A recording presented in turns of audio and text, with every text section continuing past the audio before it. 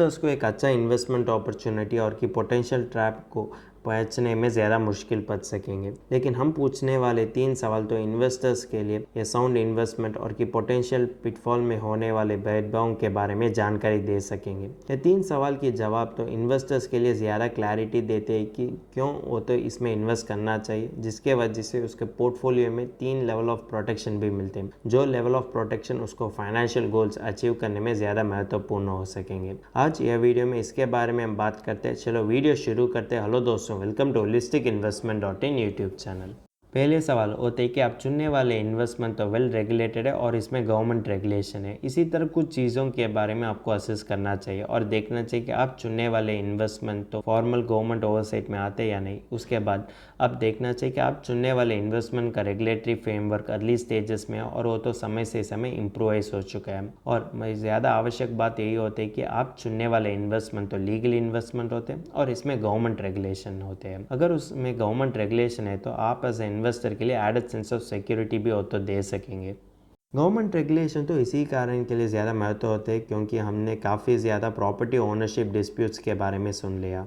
अब इसको अच्छा तरीके से समझने के लिए अब हम देखेंगे एक उदाहरण। अगर आप किसी भी लैंड को खरीद कर दिया जाता है और एक आदमी तो फेक डॉक्यूमेंट्स को उपलब्ध करते हुए उसी लैंड को इंक्रोच कर दिया जाता है और उसके लिए ओनरशिप भी क्लेम करते हैं। और देख तो इसके लिए रेजोल्यूशन मिलने के लिए आप तो कोर्ट जाने की आवश्यक पड़ती है, और लेकिन कोर्ट में देखें तो इसको रेजोल्यूशन मिलने के लिए ज़्यादा लेंथी और स्ट्रेसफुल प्रोसेस होते हैं और उस समय तक आप जिस तरीके से चाहते हो उस तरीके से आपका इन्वेस्टमेंट का उपयोग नहीं कर सकेंगे। और कोर्ट में रेजोल्यूशन मिलने के लिए आपको कम से कम 15 ईयर्स भी लगती है और इसके साथ साथ कोर्ट फीस, लॉयर चार्जेस और देखें तो आपके लिए ज़्यादा मेंटल स्ट्रेस भी है तो दे सकेंगे। लेकिन अगर आपने रेगुलेटरी बॉडी जैसे म्यूचुअल फंड में इन्वेस्ट कर दिया जाते तो इसी डिस्प्यूट्स को वो तो जल्दीबाजी से रेजोल्यूशन दे सकेंगे। और इसमें देखें तो रेजोल्यूशन मिलने के लिए आप तो कस्टमर सर्विस को अप्रोच कर सकेंगे और आरबीआई और सेबी में होने वाले ग्रीवियंस रिड्रेसल ऑफिसर को भी आप तो अप्रोच कर सकेंगे, जिसके वजह से आपके लिए कम खर्च करते हुए आपके लिए रेजोल्यूशन भी जल्दी से मिलते हैं। अगर आपने अनरेगुलेटेड इन्वेस्टमेंट जैसे रियल एस्टेट और की चिट फंड्स में इन्वेस्ट कर दिया जाते हैं तो आपके लिए ज़्यादा मुश्किल पड़ सकेंगे क्योंकि इसमें रेजोल्यूशन मिलने के लिए ज़्यादा मुश्किल होते हैं और ये तो ज़्यादा इम्पॉसिबल भी होते हैं। इसी कारण के लिए अगर आपने अनरेगुलेटेड इन्वेस्टमेंट में इन्वेस्ट कर दिया जाते हैं तो आपके लिए लीगल बैटल लड़ने की आवश्यक पड़ती है और इसमें ज़्यादा समस्या भी होते हैं भविष्य काल में। और अगर आपने देखेंगे तो क्रिप्टो करेंसी तो एक आइडियल एग्जाम्पल हो सकेंगे। जिस तरीके से ज़्यादा इन्वेस्टर्स क्रिप्टो करेंसी में इन्वेस्ट कर दिया जाते हैं, लेकिन इसमें होने वाले अनरेगुलेटेड नेचर के कारण ज़्यादा इन्वेस्टर्स के लिए ये तो ज़्यादा नुकसान दे चुका है। इसी कारण के लिए इन्वेस्टर्स तो पीस ऑफ माइंड मिलने के लिए वो तो रेगुलेटरी इन्वेस्टमेंट में ही इन्वेस्ट करना सही तरीका हो सकेंगे।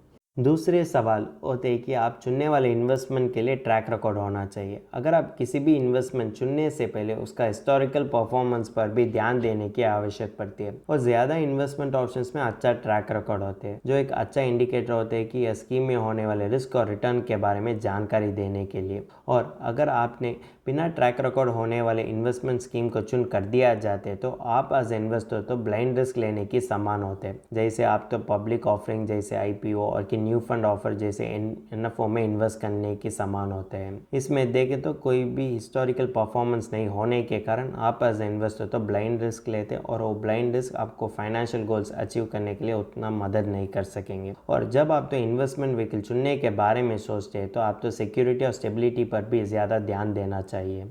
को इन्वेस्टमेंट स्कीम में होने वाले लेवल ऑफ सिक्योरिटी और स्टेबिलिटी के बारे में जानकारी होने की आवश्यक पड़ती है। पास्ट परफॉर्मेंस तो सिर्फ हिस्टोरिकल परफॉर्मेंस को एवेल्युएट कर दिया जाता है। ये तो इन्वेस्टर के लिए पता देते हैं कि पिछले तो जिस तरीके से रिटर्न्स तो कमा कर दिया जाते हैं और क्या तो इन्फ्लेशन से भी ज़्यादा अच्छा रिटर्न कमा कर सकेंगे। और देखें तो लिक्विडिटी एसेस और वो देखिए ईज ऑफ मोनेटाइजेशन। अगर आप देखें तो फिक्स डिपॉजिट्स, म्यूचुअल फंड्स की तरफ होने वाले इन्वेस्टमेंट में ये तो ज़्यादा ट्रांसपेरेंट होते हैं, लेकिन रियल एस्टेट, चिट फंड्स की तरफ होने वाले इन्वेस्टमेंट में इसमें ज़्यादा स्क्रूटनाइजिंग की आवश्यक पड़ती है। जब आप ट्रैक रिकॉर्ड को एवेल्युएट करने के बारे में सोच कर दिया जाते हैं तो आप तो ड्यूरेशन, कंसिस्टेंसी और रिस्क प्रोफाइल पर भी ध्यान देना चाहिए। लॉन्ग ट्रैक रिकॉर्ड की मतलब होते हैं कि ये तो ज़्यादा रिलायबल होते हैं और देखें तो कंसिस्टेंसी तो अगर देखें तो ये तो बताते हैं कि अगर ये इन्वेस्टमेंट प्रोडक्ट में ज़्यादा वॉलीटिलिटी है या नहीं। रिस्क प्रोफाइल इन्वेस्टर के लिए यह जानकारी दे सकें कि अगर वो चुनने वाले इन्वेस्टमेंट तो उसका इन्वेस्टमेंट गोल्स के लिए अलाइन होते या नहीं। अगर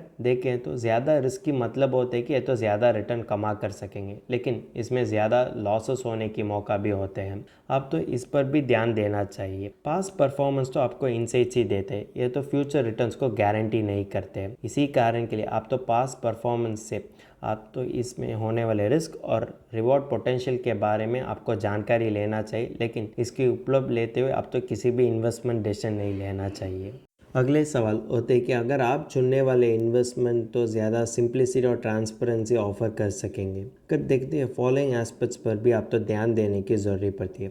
अगर आप चुनने वाले इन्वेस्टमेंट स्कीम तो रिटर्न्स कैलकुलेट करने में और रिस्क असेस करने में आसानी पड़ती है या नहीं, और आप चुनने वाले इन्वेस्टमेंट स्कीम आपको ट्रांसपेरेंसी दे सकेंगे या नहीं, और आप चुनने वाले इन्वेस्टमेंट स्कीम में अगर हिडन फी रिस्क और फीस होते या नहीं, ये सब के बारे में आपको जानकारी होना चाहिए। और कुछ इन्वेस्टमेंट जैसे fix deposits, public provident fund और की म्यूचुअल फंड स्कीम तो ज़्यादा स्ट्रेट फॉरवर्ड होते हैं और इसमें ज़्यादा ट्रांसपेरेंसी भी होते हैं, जिसके वजह से आपको रिस्क और रिटर्न को कैलकुलेट करने में ज़्यादा आसानी लगती है। लेकिन कुछ इन्वेस्टमेंट एवेन्यूज़ में देखें तो अगर देखते फ्यूचर फंड ऑप्शंस जैसे friendo trading, commodity trading, ULIPs, unit linked insurance plan, इसमें ज़्यादा कॉम्प्लेक्स लगती है और इसके कारण आप एज ए इन्वेस्टर के लिए इसी तरह के इन्वेस्टमेंट में रिस्क और रिटर्न कैलकुलेट करना उतना स्ट्रेट फॉरवर्ड नहीं होते और इसमें ज़्यादा मुश्किल भी पड़ सकेंगे। अभी हम एक उदाहरण देखेंगे। यूलिप में देखेंगे तो एक्सपेंस रेशियो जैसे हिडन कॉस्ट तो इन्वेस्टर को ओवरऑल रिटर्न पर बुरी इम्पैक्ट कर सकेंगे।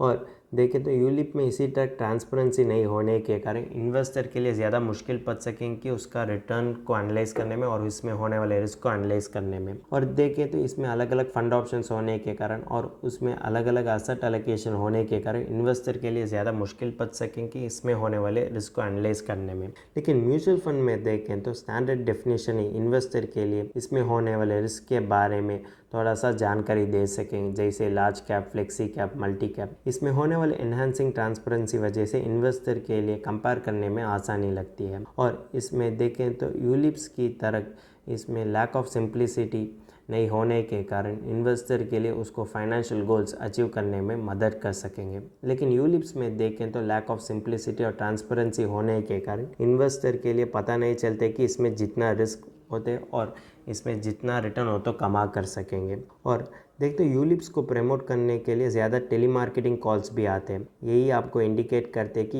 यूलिप्स बेचने के लिए जिस तरीके से फेक इन्फॉर्मेशन तो पास आउट कर दिया जाते हैं। लेकिन म्यूचुअल फंड बेचने के लिए इसी तरह मार्केटिंग टैक्टिक्स तो उतना उपयोग करने की आवश्यक नहीं पड़ते, क्योंकि म्यूचुअल फंड्स तो नेचुरली इन्वेस्टर्स अट्रैक्टिव प्रोडक्ट होते हैं। इसी कारण के लिए इन्वेस्टर्स ही इसमें इन्वेस्ट करने के लिए प्रयास कर दिया जाते हैं। इसी कारण के लिए आपको म्यूचुअल फंड इन्वेस्टमेंट के बारे में कोई भी मार्केटिंग कॉल्स भी नहीं आते हैं। इसी कारण के लिए आप एज ए इन्वेस्टर तो जो इन्वेस्टमेंट आपको समझ कर सकें उस इन्वेस्टमेंट में इन्वेस्ट करना चाहिए, जिसके वजह से आप तो रिस्क को मिनिमाइज कर सकेंगे और रिटर्न्स को भी एनहांस कर सकेंगे।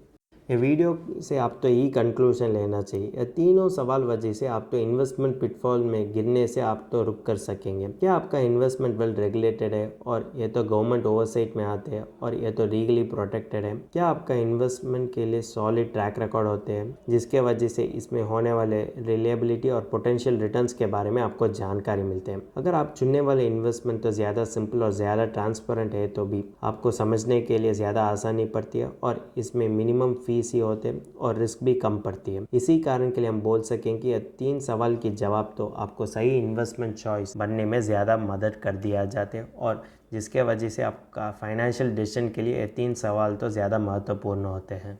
अगर आपको यह विषय के बारे में इंग्लिश में पढ़ना चाहते हैं तो हमारा आर्टिकल पढ़ सकेंगे और इस आर्टिकल का लिंक तो डिस्क्रिप्शन में दिया गया है। अगर तुमको इस टॉपिक में और कोई अदर फाइनेंस और इन्वेस्टमेंट रिलेटेड टॉपिक में संदेह है तो हमारा फाइनेंशियल एक्सपर्ट के साथ अपॉइंटमेंट बुक कर सकता है। अपॉइंटमेंट का लिंक डिस्क्रिप्शन में दिया गया है। और फिर इन्वेस्टमेंट के बारे में और फाइनेंस के बारे में तुमको ज़्यादा बताना चाहिए तो हमारा लाइव वेबिनार अटेंड कर दीजिए। वेबिनार का लिंक भी डिस्क्रिप्शन में दिया गया है। वेबिनार एब्सोल्युटली फ्री है। इस वीडियो तुमको पसंद है तो लाइक कर दीजिए, फ्रेंड्स के साथ शेयर कर दीजिए और ज़रूर सब्सक्राइब कर दीजिए। धन्यवाद।